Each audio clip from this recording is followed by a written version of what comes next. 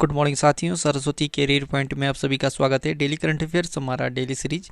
मुझे उम्मीद है कि आप लोगों को अच्छा लग रहा है और आपकी तैयारी भी बेहतर हो रही है। चलिए शुरू करते हैं आज का करंट अफेयर। उससे पहले चैनल को लाइक कीजिएगा और अपने दोस्तों को शेयर कीजिएगा ताकि उनका भी करंट अफेयर और अन्य जानकारी बढ़े। ठीक है, चलिए आज का प्रश्न लेते हैं। किन दो देशों की नौसेना के बीच कॉर्पेट संयुक्त सैन्य अभ्यास आयोजित की हुआ? तो ये भारत और इंडोनेशिया के बीच। कॉर्पेट यानी इंडिया इंडोनेशिया कॉर्पेट, माफ कीजिए, coordinated petrol. India Indonesia coordinated petrol, ये इसका फुल फॉर्म होता है कॉर्पेट का। ठीक है, 36वां संस्करण आयोजित हुआ।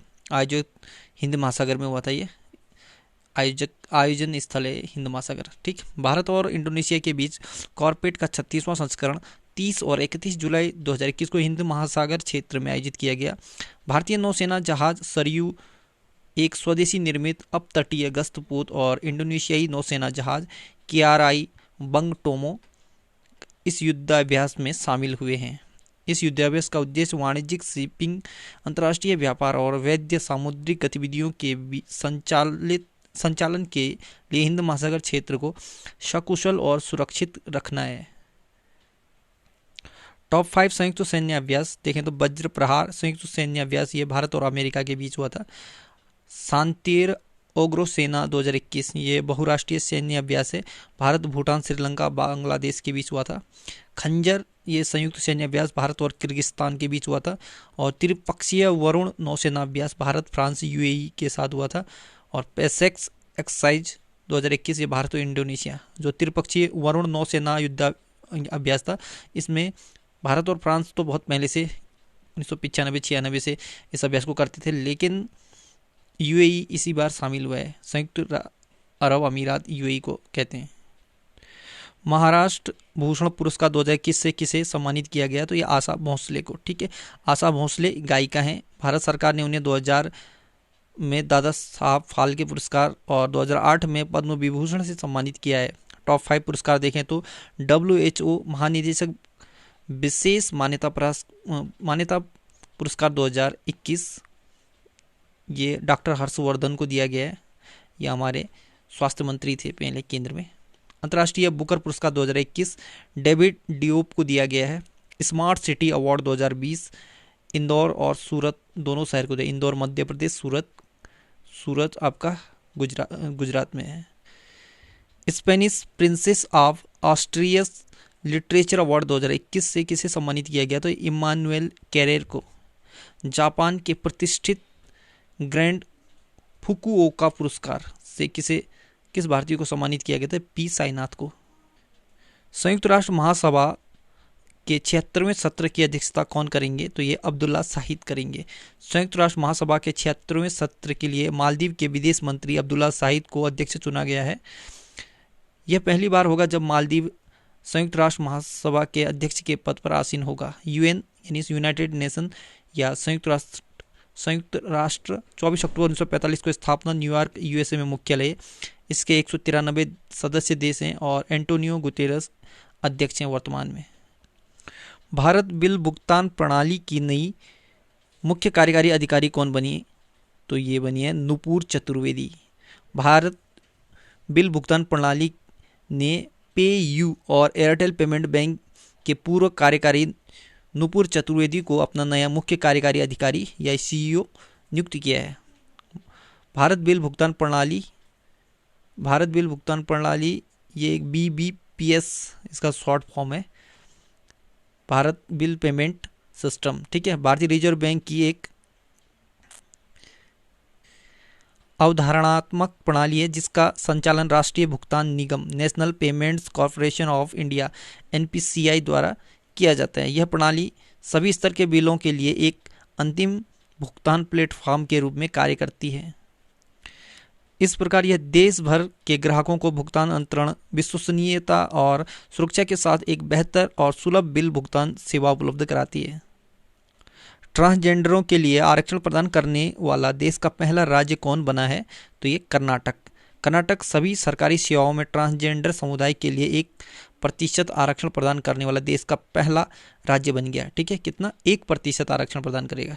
सरकार ने इस संबंध में उच्च न्यायालय को एक रिपोर्ट सौंपी जिसमें बताया गया है कि कर्नाटक सिविल सेवा सामान्य भर्ती नियम 1977 में संशोधन के बाद एक अधिसूचना पहले ही जारी की जा चुकी है जिसमें सभी सामान्य और साथ ही तीसरे लिंग के लिए आरक्षित श्रेणियों में 1% आरक्षण तय किया है। कर्नाटक राजधानी बेंगलुरु है और कर्नाटक के मुख्यमंत्री हैं बसवराज बोम्मई।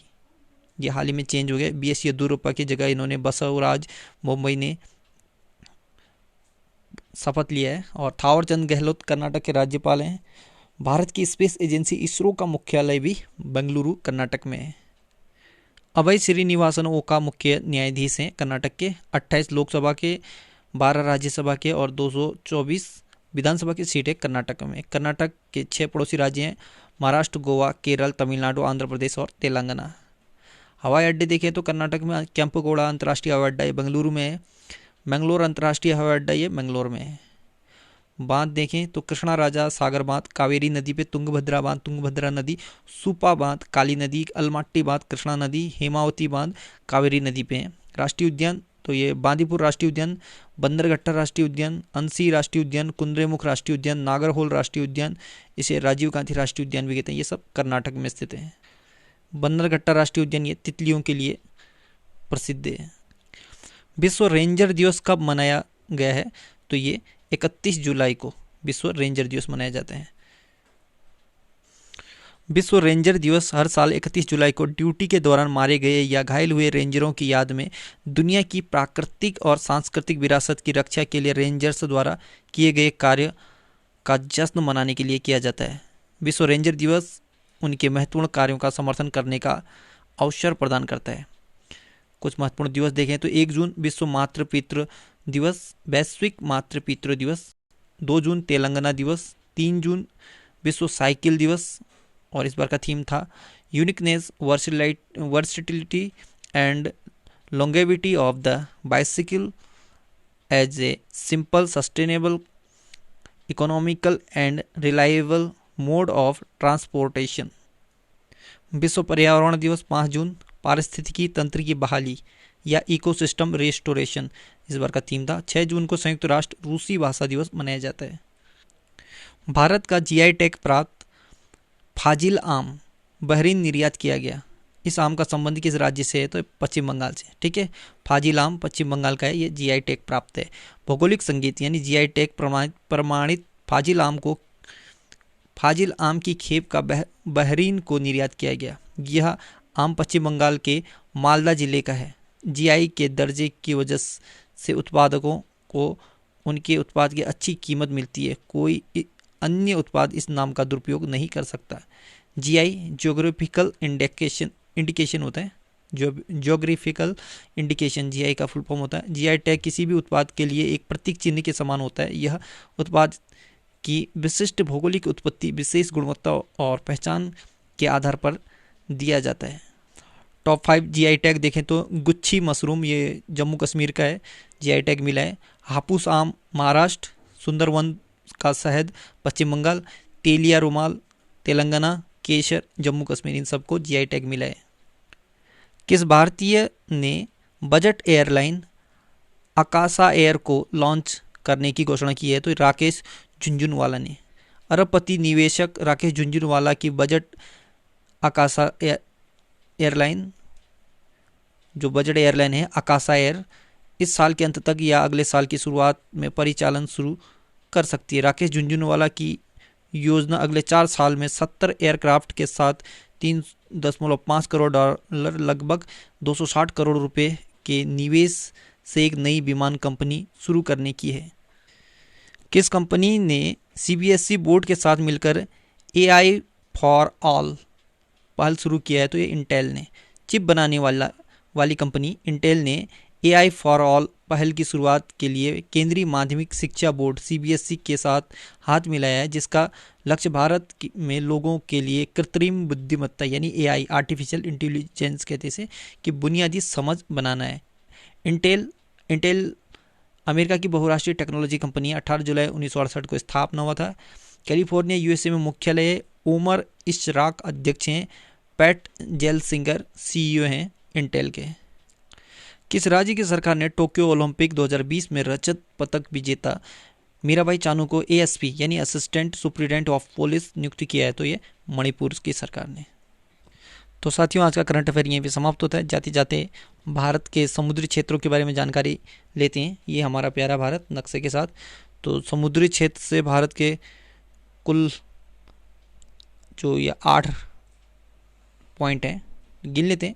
पहले नंबर पर गुजरात आता है, ठीक है, और दूसरे नंबर पे आपका आता है उत्तरी सरकार तट यानी आंध्र प्रदेश का। फिर तीसरे नंबर पे तमिलनाडु आता है। चौथे नंबर पे महाराष्ट्र। पाँचवें पे केरल। छठे पे ओडिशा। सातवें में कर्नाटक। आठवां नंबर आता है आपका पश्चिम बंगाल और 9वां कर्नाटक का। ठीक, कुल 7516.7 किलोमीटर का दायरा आता है समुद्री तट से, ठीक है, और ये 9 राज्य लगते हैं, जिसमें से पूर्वी तट पे आते हैं आपके 4 जिले और पश्चिमी तट पे 5 जिले, ठीक है। So good luck, have a nice day, आपका दिन शुभ हो। पढ़ते रहिए, मेहनत करते रहिए, सफलता जरूर मिलेगी।